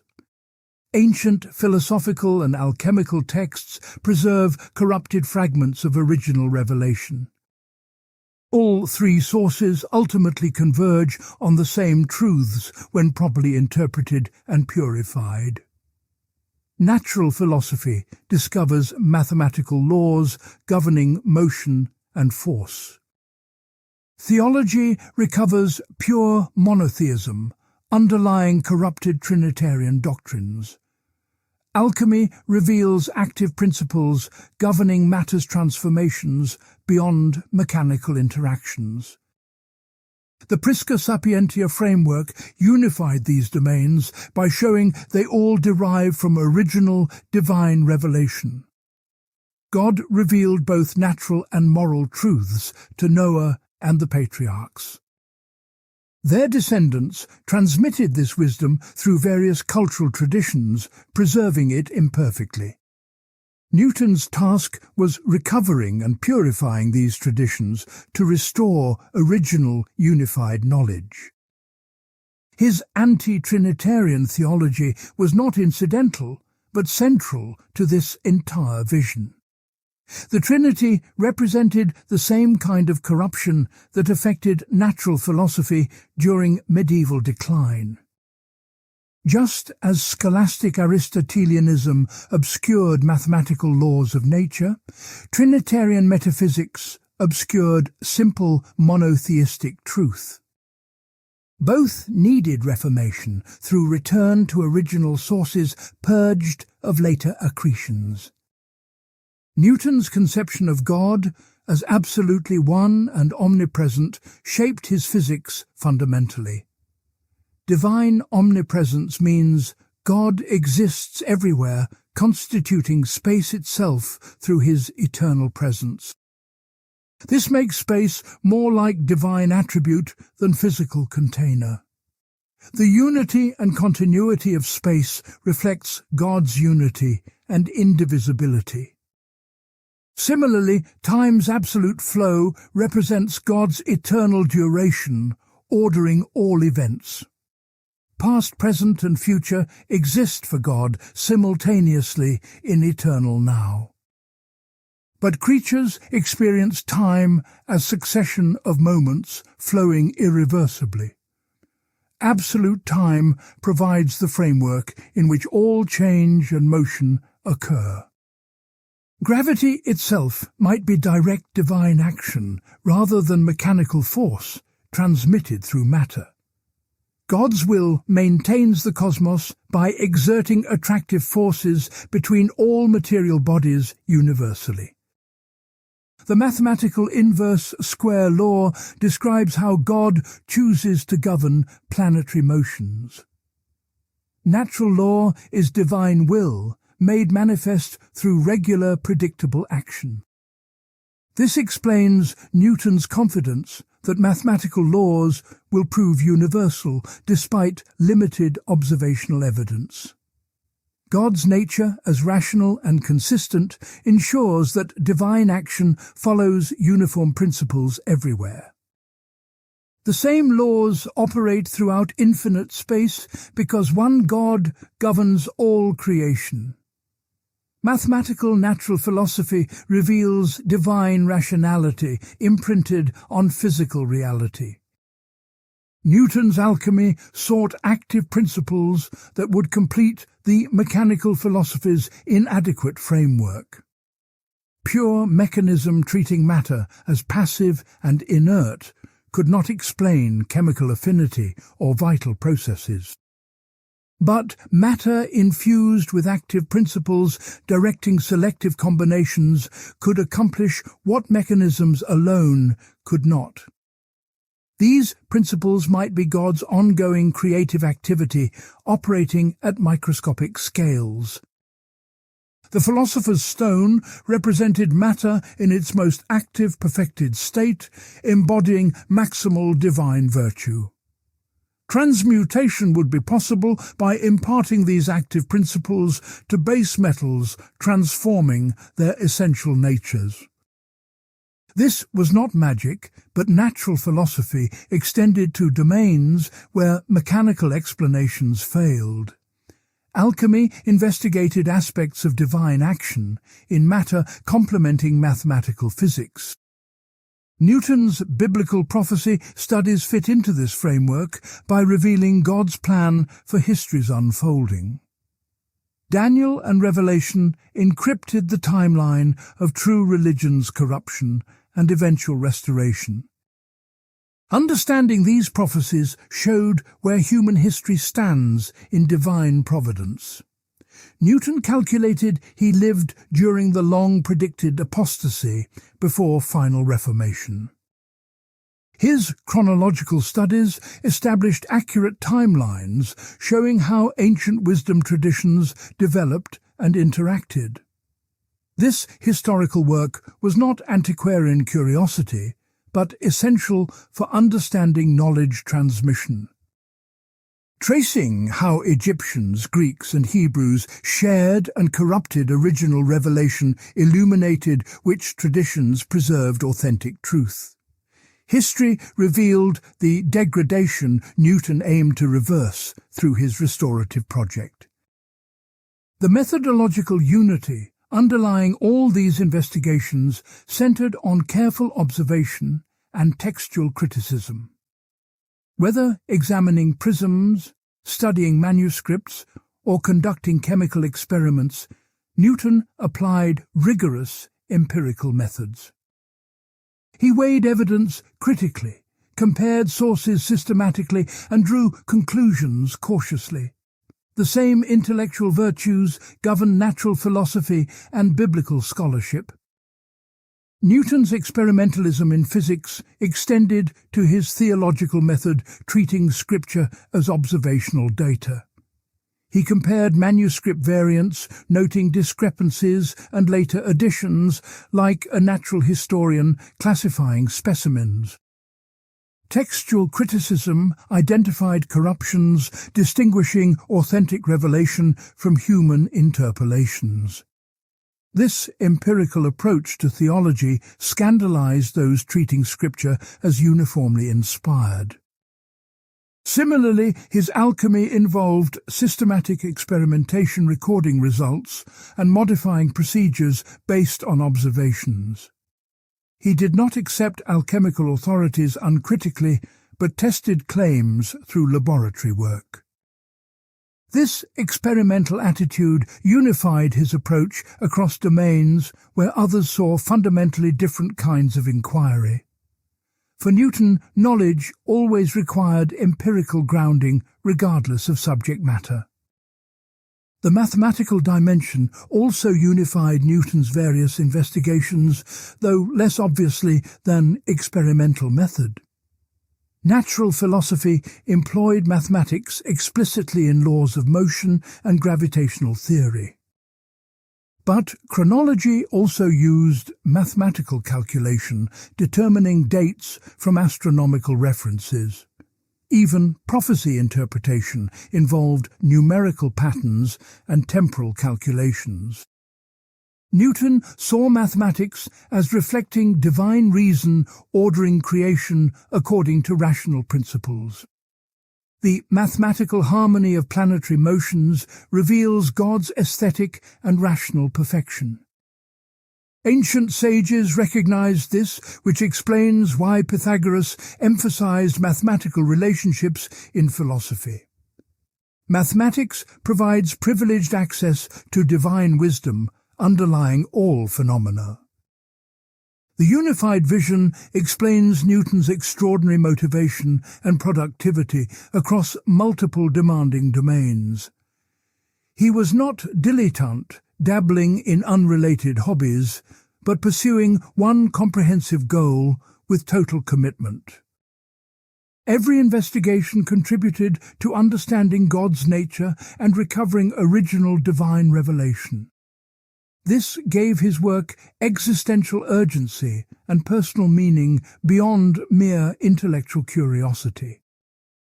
It also explains the secrecy surrounding much of his work. Revealing heretical theology would destroy his ability to continue the mission. Publishing incomplete alchemical speculations would expose sacred knowledge to corruption or ridicule. Newton concealed what he judged unsuited for public disclosure while publishing what would advance collective understanding. The tragedy is that this unified vision could not survive Newton's death intact. His executors suppressed theological and alchemical manuscripts, protecting his reputation. Enlightenment appropriated Newton as secular rationalist, rejecting the very theological framework driving his work. The sanitized Newton bore little resemblance to the historical figure. Modern Newton scholarship has painstakingly reconstructed the unified vision from manuscript evidence. We now understand that physics, theology, and alchemy formed an integrated intellectual system for Newton. This recognition transforms how we interpret his published works, revealing layers of meaning invisible before. The general scholium's theological statements are not afterthoughts, but express core convictions motivating the entire Principia. Yet we cannot fully recover Newton's perspective because our intellectual world differs fundamentally from his. We assume science and religion occupy separate, non-overlapping magisteria. We distinguish empirical investigation from metaphysical speculation more sharply than Newton did. Our disciplinary divisions prevent seeing the connections that Newton considered obvious. The unified vision also contained genuine tensions and contradictions Newton could not fully resolve. How divine action relates to natural law remained conceptually problematic. Whether matter possesses inherent active principles or depends entirely on divine will was unclear. The relationship between mathematical description and physical explanation generated ongoing confusion. These tensions prove productive, forcing subsequent thinkers to address fundamental questions about scientific explanation. Does physics aim to describe how nature behaves mathematically, or to explain why it behaves that way? Can we separate empirical science from metaphysical commitments about reality's ultimate nature? Newton's work raised these issues unavoidably, requiring philosophical clarification. His legacy is therefore both scientific and philosophical, shaping how we conceive inquiry itself. The mathematical physics Newton created became the model for all exact science. But the philosophical tensions his work exposed continue driving debates about scientific method and realism. We still struggle with problems Newton identified even after abandoning his specific solutions. Understanding Newton whole, integrating his public physics with private theology and alchemy, reveals a mind of staggering range and depth. He mastered mathematics, physics, astronomy, optics, theology, history, chronology, and chemistry at the highest levels. More remarkably, he saw profound connections between these domains where others saw only separation. This synthetic vision animated everything he achieved. The unified Newton challenges our assumptions about how great minds work and what drives scientific revolution. We imagine pure rational inquiry free from religious and metaphysical commitments. Newton shows that the actual history is far more complex, with religious conviction and scientific method intertwined. His heretical theology and alchemical investigations were not obstacles to his physics, but integral parts of a comprehensive quest for truth.